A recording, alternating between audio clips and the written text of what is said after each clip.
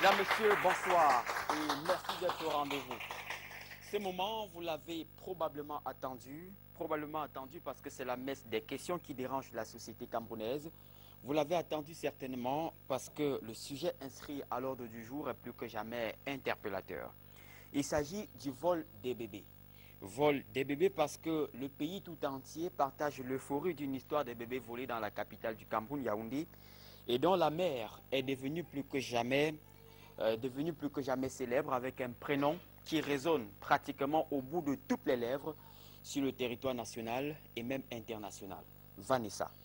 Une histoire qui a révélé une pratique bien connue et qui ne date pas d'aujourd'hui. Vous verrez dans cette émission avec nos experts que depuis la nuit des temps, ils ont attiré l'attention des pouvoirs publics et même de la société tout entière sur le phénomène, mais cela n'a véritablement semblé déranger personne. Regard Social saisit donc la balle du bon. Ce soir, avec pour objectif de se poser de bonnes questions, avec 4 questions à l'ordre du jour ce soir. Les maternités sont-elles devenues des comptoirs où on vend des bébés dans le noir au Cameroun? Où vont ces bébés volés et comment se tissent et se structurent même ces réseaux occultes? Y a-t-il finalement une crise d'adoption au Cameroun? Ce sont des questions majeures qui vont nous guider tout au long de cette émission et bien entendu des questions secondaires qui vont jaillir et nourrir le débat dans cette émission avec nos experts qui vont intervenir en deuxième partie. Mais comme il est de tradition, je serai accompagné ce soir par mes principaux collaborateurs. D'abord Florian Fandio. Florian, bonsoir. Toi, Eric. Alors ce soir, nous traitons de la question des bébés volés qui est devenue pratiquement un phénomène social. Phénomène social, comme tu le dis. Tout d'abord, il faut constater que le bébé, l'enfant en général sur le plan africain a une valeur. Et la personne qui a l'enfant, c'est l'honneur qu'il a, c'est le respect. Et on se rend compte que si dans une famille, la femme n'arrive pas à procréer ou à avoir des enfants, c'est l'humiliation venant de part et d'autre, peut-être de la belle famille et l'autre. Elle peut peut-être se figer en allant vers des adoptions, vers des orphelinats pour adopter. Une procédure qui paraît parfois très longue et c'est comme ça qu'on se retrouve dans les hôpitaux avec des bébés volés. Si peut-être le docteur qui met le bracelet sur l'enfant qui vient de naître a des relations avec la femme qui n'arrive pas à procréer, pourquoi ne pas faire des affaires? Ou la maman même qui achète la serviette et brode le nom de l'enfant sur la serviette, pourquoi ne pas faire des affaires avec la femme qui n'a pas d'enfant, qui vient d'accoucher? C'est comme ça que le processus de bébé volé se perpétue au fur et à mesure. Et on se rend compte que la société devient ainsi avec ses mauvaises habitudes, c'est tout. Et ce phénomène a évolué au point de devenir une véritable équation à plusieurs inconnus dont nous allons tenter de trouver des pistes de solutions. Sylvestre Hippolyte Zangao, bonsoir. Bonsoir. Alors ce soir, nous parlons de la question des bébés volés pour dire que c'est un phénomène devenu global, comme le relevait Florent tout à l'heure.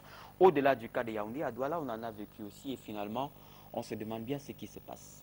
On dira même que c'est une véritable crise aujourd'hui au Cameroun. Sur l'ensemble du territoire national, il passe 2 jours où l'on entend parler de bébés volés dans des maternités. Pire encore, dans les hôpitaux les plus huppés, dans lesquels on soupçonnerait pourtant une certaine sécurité qui devrait être renforcée, mais ce n'est toujours pas le cas. Mais entre autres questions qui pourraient jaillir, c'est celle de savoir pourquoi voler un bébé quand on sait qu'ailleurs, il y en a qui ne demandent qu'à être adoptés, même si la procédure, comme on le sait, pas seulement au Cameroun, mais un peu partout dans le monde entier, s'avère parfois longue. Mais une chose est claire, c'est qu'il y a des enfants qui ne demandent que ça, être adoptés, retrouver une famille, être accueillis dans un foyer et bénéficier de l'amour d'une mère et d'un parent, même si ce ne sont pas les parents biologiques. Alors ce soir, avec vous, avec tout le monde sur ce plateau, on va essayer de comprendre, comme vous avez dit, à travers les diverses questions qu'on va poser, et essayer de décrypter ce véritable phénomène qui, malheureusement, crée des malheurs au sein de pas mal de familles aujourd'hui au Cameroun. Et ce soir, justement, vous avez bien fait de le rappeler, Sylvestre Hippolyte Zangao. Nous allons survoler la question de l'adoption, questionner tout le processus ou le dispositif de sécurité dans les différents hôpitaux au Cameroun et bien entendu, essayer de questionner aussi la posture des différents acteurs. Et ça se fera avec, bien entendu, les experts qui vont intervenir en deuxième partie dans cette émission comme il est de tradition. Nous aurons comme expert ce soir Madeleine Affité, consultante internationale en droits de l'homme, le docteur Ndobo Pauline, directeur d'un hôpital public à Douala, monsieur Niem, ancien commissaire spécial de police, ancien membre du service de diffusion et de recherche à Interpol. Interpol, c'est bien International Criminal Police, c'est une sorte de police internationale. Et bien entendu, monsieur Biton Martin, qui est magistrat, ancien substitut procureur de la République au tribunal près de la cour d'appel de Bafoussam, avec un autre juriste dont vous allez découvrir tout à l'heure en deuxième partie de cette émission. Installez-vous confortablement, ouvrez grand les oreilles.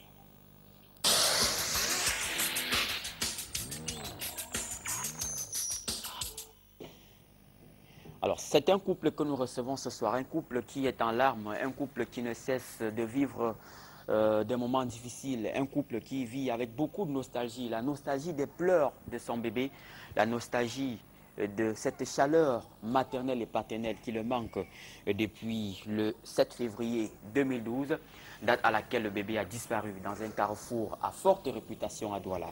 Ce soir, nous recevons sur le plateau de Regard Social M. Moli Jonas. Bonsoir. Bonsoir. Et bienvenue sur le plateau de Regard Social. Je vous remercie. Et à vos côtés, madame, qui est votre épouse, Tchoumi Hélène, bonsoir. Bonsoir, monsieur. Bienvenue sur ce plateau. Merci. Alors, première question, comment vous allez? Comment vous allez ce soir? Pas très bien. Parce que ce jour, je ne pourrai jamais oublier ça, ce 7 février. Je ne peux jamais oublier ce jour. Et ça a bouleversé ma vie jusqu'à aujourd'hui. Ça a bouleversé votre vie, c'est-à-dire, qu'est-ce qui a changé? Qu'est-ce qui s'est passé? Ce jour en question, j'étais à mon lieu de service, là où je me bats. Ma femme devait aller à l'hôpital pour voir le pédiatre parce que le bébé ne se sentait pas bien. Je lui ai donné un peu de sous. Je dis que si elle arrive à l'hôpital, après consultation, qu'elle me fasse signe. Si l'argent ne suffit pas. Elle est arrivée à l'hôpital, selon ses déclarations. Elle a vu le pédiatre. À la fin de la consultation, elle descend sur une Dokoti. Parce que nous-mêmes, on est logés derrière le campus 2. Elle descend sur une Dokoti. Là où elle part à la pharmacie, prélever les prix du médicament. Et c'est en Dokoti, quand elle est en train de sucer les oranges, une femme l'aborde. La femme vient auprès d'elle. La femme lui demande, est-ce que je peux encore te donner une autre orange? Elle dit, non, il n'y a pas de problème. Elle prend une orange. La femme dit, mais vous avez un beau bébé, hein? Tu peux me donner ton bébé? Elle dit, il n'y a pas de problème. Comme il faisait chaud, elle était aussi fatiguée. Prend le bébé. La femme s'élève. La femme lui propose, comme il fait chaud, allons, je t'offre un pot. Elle part, elle prend le pot. Et quand la femme lui offre même le pot, elle ne consomme, elle n'est pas en train de consommer. Après, elle dit, hey, attention, l'enfant est même malade, il faut que je pars à la pharmacie, prends les médicaments. La femme dit, non, il n'y a pas de problème, moi je ne suis pas pressé. Je ne vais pas t'accompagner. Ils arrivent à la pharmacie. Le pharmacien met les prix. C'est là dans la pharmacie qu'elle a déjà les prix. La femme prend le téléphone, elle dit qu'il faut qu'elle m'appelle. Elle m'appelle. Elle me dit qu'elle est à la pharmacie. Je lui dis, bon, il n'y a pas de problème, il faut donc que tu rentres. Comme tu as déjà les prix des médicaments. Ce jeu est quitté de la pharmacie. Elle sort avec la femme. Directement, la pharmacienne lui appelle, madame, vous avez oublié votre carnet. Le temps de rentrer chercher le carnet, c'est là où la femme a disparu, comme par enchantement. Au carrefour de Koti. Au carrefour de Koti. La femme a disparu. Elle ressort. La femme laisse son téléphone portable sur le sac. Bon, c'est une professionnelle. Dès qu'elle voit le téléphone portable, elle se dit que non, c'est sûr que la femme est partie, elle est là dans les environs, peut-être elle veut uriner, elle ne s'affole pas d'abord. Elle quitte de la pharmacie, elle commence à trotter en regardant à côté, elle regarde à côté. C'est quand elle arrive au niveau du Tradex Elle constate que mais ça doit être un vol. Elle se met à crier. Et jusqu'à aujourd'hui, Trop tard, trop tard. Vous êtes sans nouvelles du bébé, Hélène. C'était le 7 février 2012. Oui. Comme l'a dit Jonas tout à l'heure, vous reveniez de l'hôpital. Oui, Et vous avez marqué un arrêt endocotite. Une femme vous a accouché. C'était qui cette femme? Qu'est-ce qu'elle vous avait dit? Et comment est-ce que vous avez pu établir cette complicité? J'ai rentré de l'hôpital ce jour-là. Bon, j'avais déjà, le pédiatre avait déjà examiné l'enfant. Bon, l'enfant était malade, l'enfant devait prendre ses perfusions ce jour-là. Je vais prendre le taxi pour le Kochi, puisque la maison même c'est en allant vers Ange là-bas.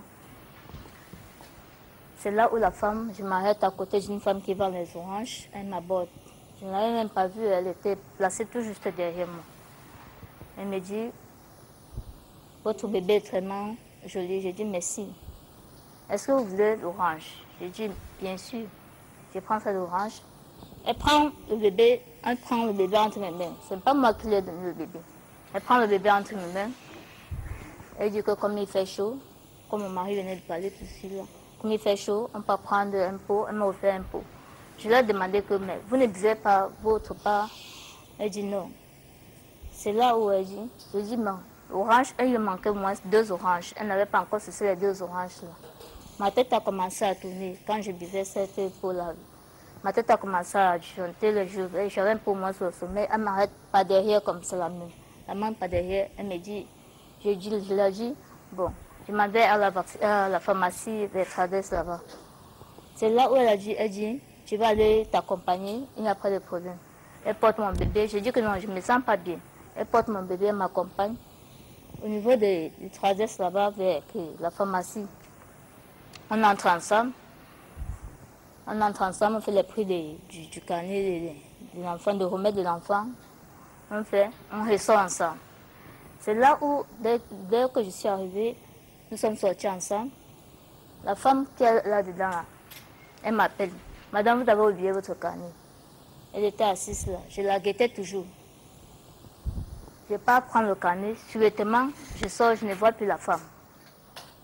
Oui. Je me mets à appeler mon mari. Il est comme ça, l'enfant a disparu. Je ne sais pas l'heure. Est-ce que la femme portait des bagages, un sac, un téléphone, etc.? Oui, la femme avec le téléphone. La femme avec son téléphone en main. Elle a glissé son téléphone dans mon sac. Et moi aussi, j'ai cru que peut-être elle était dans les environs. Je montais vers Trades là-bas vers... Oui, je montais. C'est là où je commençais à hurler, je criais, on m'a volé le bébé, on a volé mon bébé, aidez-moi, aidez-moi, on a volé mon bébé. Simplement, un homme m'a pris les mains, amené là au poste de police de Ndokoti. C'est là où on nous envoie en Bopi. On nous envoie encore à Bonanjo. Pour finir, on nous envoyait toujours en Bonanjo. L'enquêteur nous faisait toujours marcher de gauche à droite. Bon, il ne faisait pas son travail, quoi. Je lui ai fait supplier que, pardon, c'est mon bébé. J'ai porté 9 mois. Aidez-moi, monsieur le commissaire, aidez-moi. Franchement, je suis vraiment dépassée. Dans cette vie-ci, je ne savais pas que ça devait m'arriver. Aidez-moi, pardon, aidez-moi. J'ai supplié l'enquêteur. L'enquêteur dit oui. Pour ça, demain, on va voir la solution. Demain, je reviens. Pas de solution toujours. On n'avait pas encore sorti le Lévis, comme on avait envoyé MCL, on n'avait pas encore sorti ça. Je me mets à genoux, je pleure, fatiguée.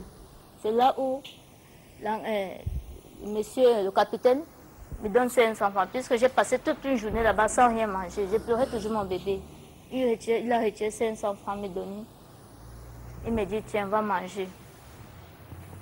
Je prends les 500 là, je n'ai pas mangé, je n'avais pas l'appétit, puisque je pleurais toujours mon bébé. Que toute personne, je pleure beaucoup mon bébé là, jusqu'à présent. Toute personne qui découvre cet enfant avec cette femme-là, je ne connais pas cette femme-là, qui découvre cette femme avec mon bébé, se présente à Equinox, s'il vous plaît. Jusqu'à présent, je continue à pleurer mon bébé. Ok. Alors, la femme, vous l'avez vue pour la première